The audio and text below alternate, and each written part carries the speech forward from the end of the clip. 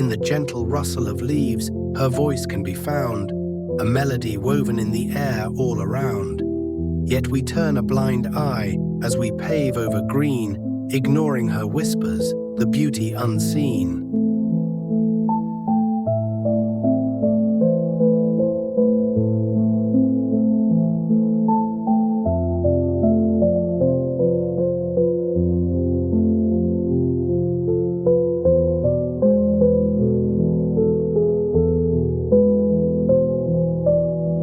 The rivers once danced with a crystal-clear song, now choked by our waste, where they once flowed strong. She calls out for help in the softest of sighs, but we drown out her message as the wild slowly dies.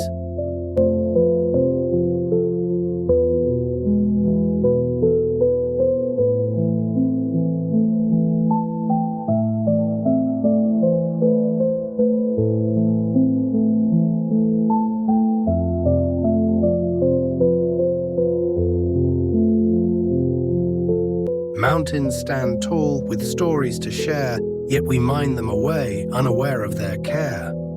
In our quest for more, we forget to embrace the wisdom of nature, the love in her grace.